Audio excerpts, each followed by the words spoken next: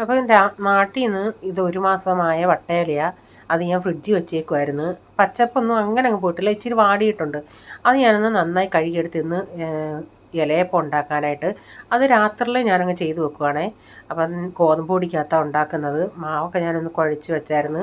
മാവിൻ്റെ അകത്ത് ഇച്ചിരി ഏലക്കാപ്പൊടിയും കൂടി ഇട്ടാണ് കുഴച്ചത്. അപ്പോൾ ഇതിലേക്ക് പിന്നെ എല്ലാവർക്കും അറിയാമല്ലോ ഇലയുടെ എങ്ങനെ ഉണ്ടാക്കുന്നതെന്ന്.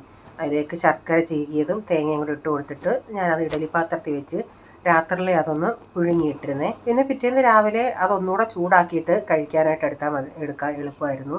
അപ്പോൾ പിന്നെ ചായയൊക്കെ ഉണ്ടാക്കി. അപ്പോൾ ചായയൊക്കെ റെഡിയായേ.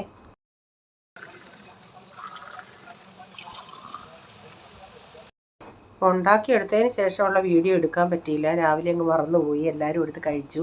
അപ്പോൾ പിന്നെ കഞ്ഞിക്കൊക്കെ വെള്ളം വെച്ചായിരുന്നു. അരിയൊക്കെ കഴുകി അടപ്പത്തിട്ടു. ഞാൻ പിന്നെ കോവയ്ക്കൊക്കെ ഒന്ന് അരിഞ്ഞെടുത്ത് അതിൻ്റെ അകത്ത് ഒരു ക്യാരറ്റ് കിടപ്പുണ്ടായിരുന്നു, അതുകൂടെ അങ്ങ് അരിഞ്ഞിട്ടു.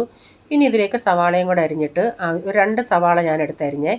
അതിലേക്ക് പിന്നെ മഞ്ഞപ്പൊടിയും മുളക് പൊടിയും ആവശ്യത്തിനുള്ള ഉപ്പും ചേർത്ത് ഒന്ന് കൈ കൊണ്ട് തിരുമ്മിയിട്ട് ഞാൻ ഈ കോവയ്ക്കൊന്ന് ഉപ്പി പറ്റിക്കുന്നുണ്ട് ഇച്ചിരി നേരം. ഞാൻ ചിലപ്പം ഇങ്ങനെ ചെയ്യും, ചിലപ്പം ഞാൻ ഡയറക്റ്റ് വെളിച്ചെണ്ണ ഒഴിച്ചിട്ട് അതിൻ്റെ അകത്ത് ഈ കോവയ്ക്ക ഇട്ട് ഇങ്ങനെ ഇളക്കി ചെറിയ തീയിലും അല്ലാതെ തീ കൂട്ടിയൊക്കെ ഇട്ട് അങ്ങനെ ഉണ്ടാക്കും. ഇന്നിപ്പോൾ എളുപ്പത്തിന് വേണ്ടി ഞാൻ ഈ കോവയ്ക്കൊന്ന് ഇച്ചിരി നേരം ഒന്ന് സ്വല്പം വെള്ളം ഒഴിച്ചൊന്ന് ഉപ്പി പറ്റിച്ചതിന് ശേഷം പിന്നെ കടായി വെച്ച് ഓയിൽ ഒഴിച്ചിട്ട് ഇനി ഇടയ്ക്കിടയ്ക്ക് ഇളക്കി ഇങ്ങനെ കൊടുത്താൽ മതി. അത് ചെറിയ തീയിൽ അവിടെ കിടന്ന് മുരിഞ്ഞ് വരണ്ട് നന്നായിട്ട് വരും. അപ്പോൾ നമ്മുടെ മെഴുക്കുവരട്ടിയും റെഡി ആയിക്കോളും.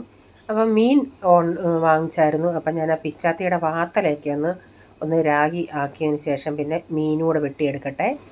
അതിൽ നിന്ന് കുറച്ച് കറി വയ്ക്കാനും കുറച്ച് വറക്കാനുമായിട്ടാണ് എടുത്തത്. വറക്കാനായിട്ട് മുളക് പൊടി, മഞ്ഞൾപ്പൊടി, കുരുമുളക് പൊടി, ഇഞ്ചി വെളുത്തുള്ളി പേസ്റ്റ്, ഉപ്പ്, എന്നിട്ട് ഇതിലേക്ക് മസാലയൊക്കെ നന്നായി പുരട്ടി കുറച്ച് നേരം ഞാനൊരു 10-20 മിനിറ്റ് ഒന്ന് വെളിയിൽ വെച്ചതിന് ശേഷം പിന്നെ ഫ്രിഡ്ജിൽ അങ്ങ് എടുത്ത് വെച്ചു. ഇന്ന് വറത്തില്ല മീൻ. പിന്നെ ഇന്ന് കറി വയ്ക്കാനായിട്ട് ഉണ്ടായിരുന്നല്ല മീൻ, അത് കറി വയ്ക്കാനായിട്ട് എടുത്തിട്ടുണ്ട്. കറി വയ്ക്കാനായിട്ട് ഇഞ്ചിയും വെളുത്തുള്ളിയും കറിവേപ്പിലയും എല്ലാം വഴറ്റിയതിന് ശേഷം അതിലേക്ക് മഞ്ഞൾപ്പൊടിയും ആവശ്യത്തിനുള്ള കാശ്മീരി മുളക് പൊടിയും ഇട്ട് നന്നായി മൂപ്പിച്ചതിന് ശേഷം ആവശ്യത്തിനുള്ള അരപ്പും പുളിവെള്ളവും ഉലുവാപ്പൊടിയും എല്ലാം ഇട്ട് അതൊന്ന് തിളച്ച് വരട്ടെ. കറിവേപ്പില ഇട്ടിട്ടുണ്ട്. പിന്നെ ഞാനൊരു ടൊമാറ്റോ ചട്നി ഉണ്ടാക്കുന്നുണ്ട്. വെളിച്ചെണ്ണ ഒഴിച്ച് ആദ്യം കടുകും കറിവേപ്പിലയായിരുന്നു ഇടേണ്ടത്, ഞാനത് വിട്ടുപോയി. അപ്പം ഞാൻ അതിൻ്റെ നടുക്കോട്ട് കറിവേപ്പിലയും കടുകൂടി ഇട്ട് പൊട്ടിച്ചതിന് ശേഷം അതിന് മുമ്പിട്ട് ഞാൻ സവാള ഇട്ടല്ലേ, ഈ സവാളയും പച്ചമുളകും എല്ലാം നന്നായി വഴന്ന് വരുമ്പം അതിലേക്ക് ഞാൻ ഇച്ചിരി മഞ്ഞൾപ്പൊടിയും മുളക് പൊടി ഇട്ട് ഹൈ ഫ്ലെയിമിൽ ഇട്ടിട്ട് ടൊമാറ്റോ നീളത്തിൽ അരിഞ്ഞതുകൂടെ ചേർത്ത് ആവശ്യത്തിനുള്ള ഉപ്പൊക്കെ ഇട്ടിട്ട് ലാസ്റ്റിൽ കുറച്ച് വെളിച്ചെണ്ണ ഒഴിച്ചെടുത്താൽ മതി.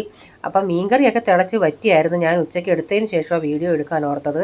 എന്നിട്ട് ലാസ്റ്റിൽ ഞാൻ ഇതിൻ്റെ അകത്ത് വെളിച്ചെണ്ണയും കറിവേപ്പിലയും ഇട്ടായിരുന്നേ. ഈ വീഡിയോയുടെ ഫുള്ളായിട്ടുള്ള വീഡിയോ ഞാൻ വിജീസ് കിച്ചൻ ചാനൽ ഇട്ടിട്ടുണ്ട്.